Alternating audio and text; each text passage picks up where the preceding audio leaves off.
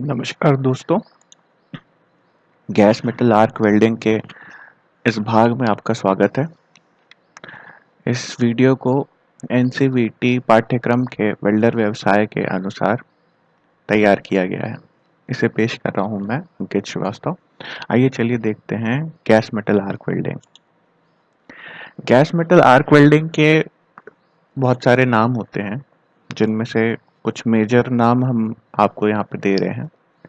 Gas metal arc welding का full form होता है GMAW का फुल फॉर्म होता है गैस मेटल आर्क वेल्डिंग। इसे CO2 वेल्डिंग भी कहते हैं, यानी कार्बन डाइऑक्साइड वेल्डिंग।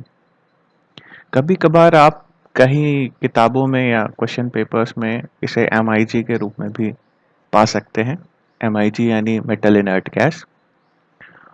MIG तब कहलाती है जब हम शील्डिंग के लिए इनर्ट गैस का प्रयोग करें, पर अगर शील्डिंग के लिए हमने CO2 गैस का प्रयोग किया है तो उसे MAG कहते हैं, यानी मेटल एक्टिव गैस वेल्डिंग। आइए चलिए इसके आगे देखते हैं।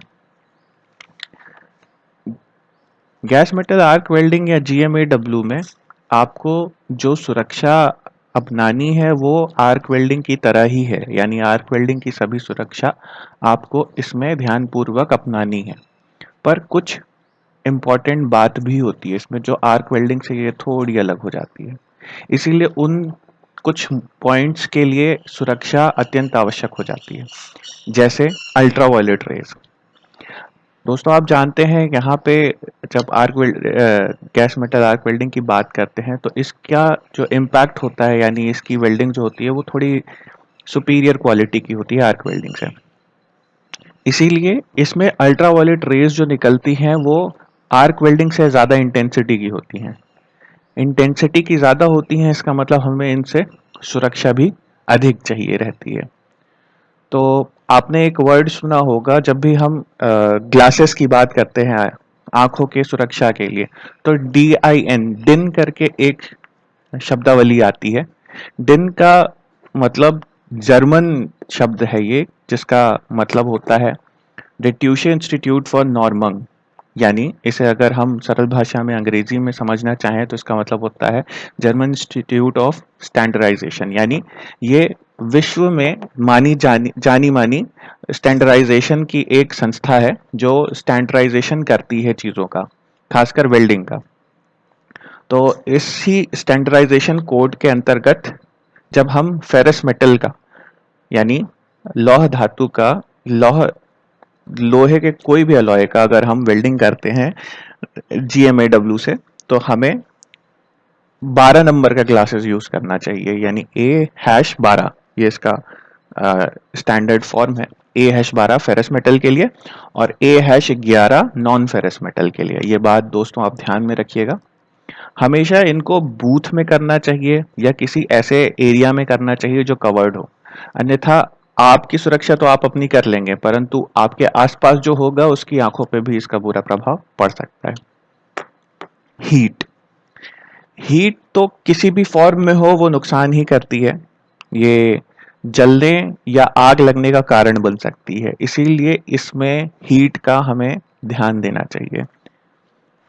फ्यूम्स, आर्क वेल्डिंग में भी फ्यूम्स निकलती है, परंतु गैस मेटल आर्क वेल्डिंग में हम फ्यूम्स के साथ साथ इनर्ट गैस या CO2 का भी इस्तेमाल करते हैं, इसीलिए हमें फ्यूम से बचने की और भी ज़्यादा ज़रूरत होती है। सरफेस पे कंटेमिनेंट्स होते हैं, यानी अशुद्धियाँ होती हैं, जिसे जब वो हाई टेम्परेचर पे पहुंचती है, यानी जब हम वेल्डिंग करते हैं तो वो फ्यूम्स बन के निकलती है, जो कि हमारे फेफड़ों के लिए बहुत ही नुकसानदेह होती है। साथ ही साथ MIG हम गैल्वेनाइज्ड मेटल पे भी करते हैं, गैल्वेनाइज्ड आयरन पे। तो गैल्वेनाइज्ड आयरन ऑलरेडी उसमें जिंक का प्रयोग होता है गैल्वेनाइजेशन के लिए। तो जब जिंक जलता है तो आप समझ ही सकते हैं कि वो कितना नुकसान करता होगा, क्योंकि वो एक हैवी मेटल है हमारे लिए। इसीलिए यहाँ पे प्रॉपर वेंटिलेशन की बहुत ज़रूरत होती है। शील्डिंग गैस और CO2 भी हमें गलत इफेक्ट कर सकती है, इसीलिए फ्यूम्स की हमें यहाँ पे खास ध्यान रखना चाहिए। दोस्तों एक चीज़ और बताना चाहूँगा कि MIG करते समय ओजोन गैस भी निकलती है। और ओजोन गैस वैसे तो हमें पृथ्वी के चारों तरफ पृथ्वी को अल्ट्रावायलेट किरणों से बचाती है, परंतु वो हमारे लिए बहुत नुकसानदेह होती है, जहरीली गैस मानी जाती है। क्लोरीनेटेड क्लोरीनेटेड हाइड्रोकार्बन के सॉल्वेंट्स यूज किए जाते हैं कई जॉब्स पे, उनको अलग अलग प्रॉपर्टीज देने के लिए। इसीलिए उनका भी जब हाइड्रोकार्बन सॉल्वेंट जब हीट अप होते हैं और फ्यूम्स में आते हैं तो वो और भी ज़्यादा नुकसानदेह हमारे लिए हो जाते हैं। इसलिए दोस्तों हमें फ्यूम से यहाँ पे खास तौर पे सुरक्षा की ज़रूरत होती है। इसमें सुरक्षा के नियम देख लेते हैं, बहुत ही ज़रूरी होते हैं। वेल्डिंग की जगह को साफ रखें। वैसे तो इसमें जितने भी सुरक्षा के नियम हैं उसको आर्क वेल्डिंग के सभी सुरक्षा के नियम यहाँ पे प्रयोग करेंगे, पर कुछ स्पेशल चीज़ें जिन पे हमें ध्यान देना है उसको ही हम यहाँ पे देख रहे हैं। वेल्डिंग की जगह को यहाँ पे साफ रखना बहुत ज़रूरी होता है। ज्वलनशील पदार्थ को वेल्डिंग की जगह से दूर रखें, ये आप सभी जानते हैं। वेंटिलेशन की उत्तम व्यवस्था, इससे पहले स्लाइड में हमने इसी पे बात की है। खराब पावर केबल को तुरंत ठीक करें। दोस्तों ये सभी के लिए ज़रूरी होता है कि अगर पावर केबल आपकी कट गई है या लूज है तो ये एक हादसे का कारण बन सकती है। इसीलिए हमेशा वेल्डिंग करने से पूर्व आप केबल का एक बार जांच ज़रूर कर लें। वेल्ड होने वाले पार्ट्स को सही तरह से ग्राउंड करें, अन्यथा लूज कनेक्शन में वहाँ पे वो हो सकता है, शॉर्ट हो सकता है या चिंगारी निकल सकती है, जिससे वेल्डिंग करने वाला का ध्यान भटक सकता है और कुछ गलत हो सकता है। वेल्डिंग हेलमेट में लीक, स्क्रैच या क्रैक्स ना हो। वेल्डिंग हेलमेट में लीक, स्क्रैच या क्रैक होने से अल्ट्रावायलेट किरणें आपके शरीर तक, आपकी आंखों तक पहुंच सकती है, जो कि दोनों ही तरीके से नुकसानदेह होगी। सही शेड नंबर का लेंस उपयोग करें। दोस्तों मैंने अभी आपको बताया था कि DIN जो स्टैंडर्डाइजेशन का इंस्टीट्यूट है उसने जो बताया है कि A-12 फेरस के लिए, A-11 नॉन फेरस के लिए आपको उपयोग करना ही है। इससे कम नंबर का आप ग्लास उपयोग नहीं करेंगे MIG के लिए।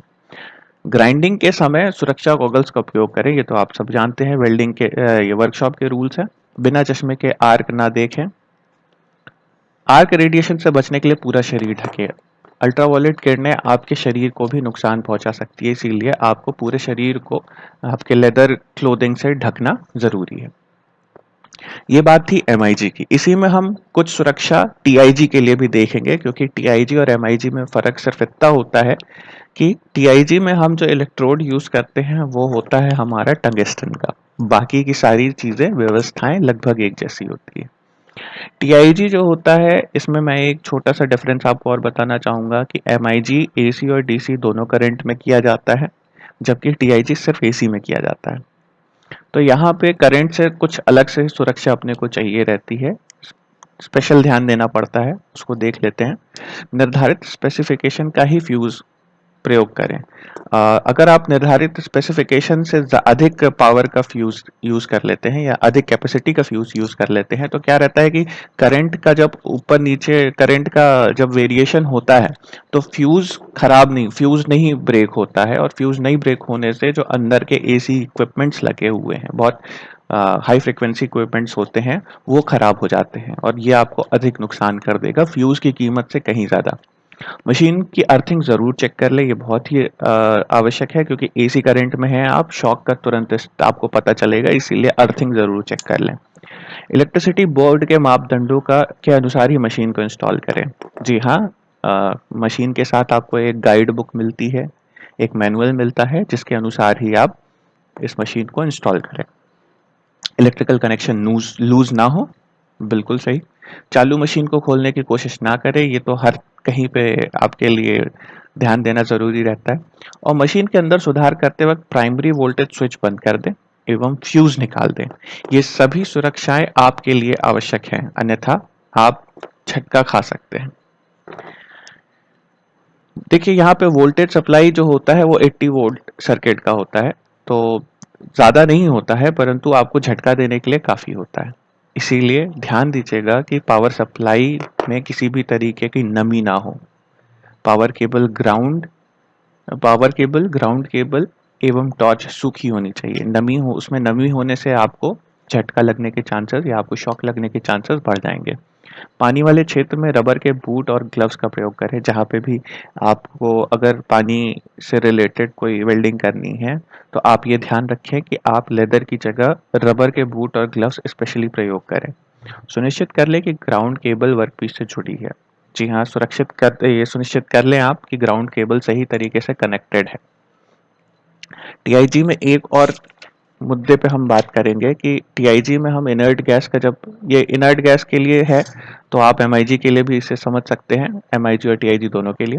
इनर्ट गैस देखिए रंगहीन और स्वादहीन होती है। ये अगर लीक होगी तो आपको इसका पता चलना काफी मुश्किल होता है। खासकर नाइट्रोजन, आर्गन एवं हीलियम ये जहरीली नहीं होती है, पर अधिक मात्रा में ये आपको सफोकेट कर सकती है, यानी आपको घुटन हो सकती है, क्योंकि ये गैसेस आपके शरीर में जा करके कुछ भी नहीं करेंगी बल्कि ऑक्सीजन की मात्रा कम कर देंगी। साथ ही साथ कोई भी इन्वायरमेंट हो उसमें 18% ऑक्सीजन होना आवश्यक होता है, अन्यथा आपको सबसे पहला असर कमजोरी का दिखेगा, फिर बेहोशी और अधिक देर तक वैसे एनवायरनमेंट में रहने से आपकी मृत्यु भी हो सकती है। तो बच्चों ये था सुरक्षा, जो सबसे पहला टॉपिक होता है किसी भी मशीन पे काम करने का। आप सुरक्षा का ध्यान दें, सेफ रहें और अच्छे से अपने मशीन्स पे काम करें। इसी के साथ ये टॉपिक खत्म करते हैं। धन्यवाद।